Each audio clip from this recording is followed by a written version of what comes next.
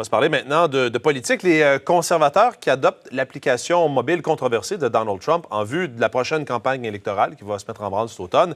L'application conservatrice CPC App soulève son lot d'inquiétudes pour sa gestion des données personnelles et une version de la plateforme UCampaign conçue à Washington est destinée en grande majorité aux républicains et à la droite. L'une de ces applications a même servi à mobiliser en 2016 les tenants du Brexit, ceux qui sont en faveur de la sortie du Royaume-Uni de l'Union européenne. Le problème, c'est que la plateforme peut pouvoir lire les noms, les numéros de téléphone et les courriels de vos relations. Au Parti conservateur du Canada, on dit ne jamais avoir activé cette fonction sur son application, qui a déjà été téléchargée plus de 5000 fois. Les conservateurs utilisent l'application pour diffuser leurs messages contre les politiques du gouvernement de Justin Trudeau. On reçoit justement Steve Waterhouse, expert en sécurité informatique. Je vais prendre la balle au bon pour vous en parler, Steve. Bon début de journée. Bonjour, Mathieu. Alors, dites-moi, est-ce qu'effectivement une application comme ça que pourraient se télécharger des supporters du Parti conservateur pour effectivement aller chercher leurs informations et utiliser leurs informations personnelles, leurs contacts et stocker ça pour les besoins du parti? Oui, et c'est qu'est-ce que le commissaire à la vie privée a mis de l'avant comme programme et surtout comme avertissement aux partis politiques en vue de la prochaine élection de systématiquement déclarer qu'est-ce qu'ils où prennent l'information ces partis-là et qu'est-ce qu'ils doivent faire, qu'est-ce qu'ils font avec cette information-là pour ne pas dire qu'ils peuvent faire ce qu'ils veulent avec. Donc, le citoyen doit être avisé que le parti documente certaines informations et l'application qui a été prise ici, qui a été observée, je veux dire, l'information, elle n'est pas à ce moment-ci documentée, mais il n'y a rien qui empêche que juste à partir d'une modification très simple dans le logiciel, surtout à la partie parente, autrement dit en amont,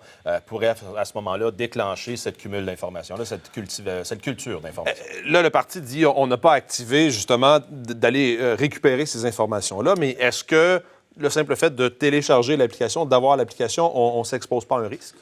Le risque va être avec l'utilisation des métadonnées qui sont sur le téléphone, donc géolocalisation, utilisation, quand est-ce que la personne s'en sert, dans quel contexte, etc. Donc, donne une certaine partie d'informations. Mais encore là, peut-être pas nominative. Donc, tant qu'il n'y a pas le nom d'apposé avec les métadonnées qui sont cumulées, ça fait en sorte que ça ne rencontre pas la définition de données personnelles. Mais le moment que les allées et venues, la géolocalisation est mise avec le nom de la personne ou même le numéro de téléphone qui est associé avec la personne, là, à ce moment-là, ça tombe sous ce chapeau-là d'identification d'une personne. Et c'est là que je ne crois pas que le parti voudrait se rendre, mais ça ne prendra pas grand-chose. Et ça donnerait un avantage, donc, de connaître sa base militante avec lesquelles ils peuvent interagir. Maintenant, on va se parler de vol de données. Ça se poursuit. Revenu Québec, Capital One, Desjardins. Il va y en avoir d'autres, il y en a eu d'autres. C'est l'évidence. Comment on peut se protéger? Parce que c'est pas vrai qu'on va venir à tout noter à la main, puis qu'on va se garder des calepins, puis qu'on va mettre notre argent en dessous du lit. Je veux dire, on est enclenché dans un processus où nos données sont dans des nuages, nos photos, tout ça, on partage.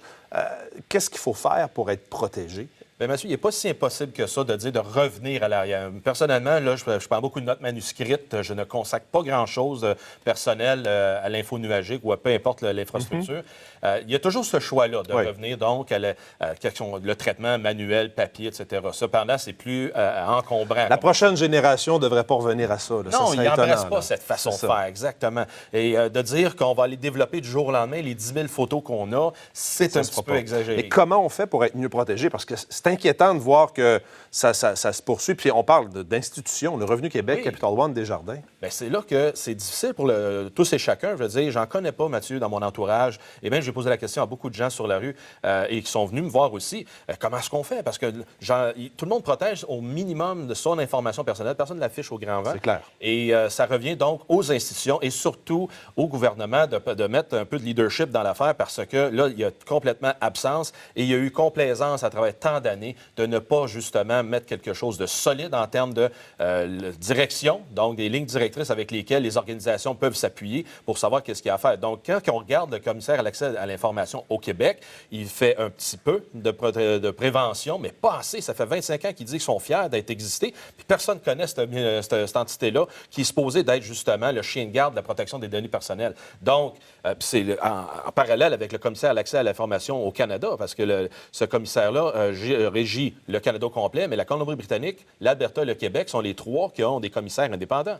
Donc, au Québec, il faut qu'il y ait cet raffermissement du CAI pour qu'il puisse, à ce moment-là, donner les balises au gouvernement et ramener le gouvernement. Ça prendrait des lois plus sévères qui encadreraient, qui puniraient, qui rendraient imputables ces organisations-là par rapport à nos informations personnelles? Ultimement, ça va là. Mais aussi, Mathieu, il faut que, comme le ministère l'a annoncé dans les dernières semaines, et ça m'a encore une fois confirmé ce que j'ai toujours su, bien, le gouvernement provincial du Québec n'a même pas la capacité, ils n'ont même pas justement balisé et n'ont pas, je devrais dire, classifié l'information. Donc, on ne peut pas dire que tu protèges toute l'information que tu détiens parce que tu dis, il faut que je la protège. C'est beaucoup mieux de dire, bien, voici l'information très importante, très critique, etc.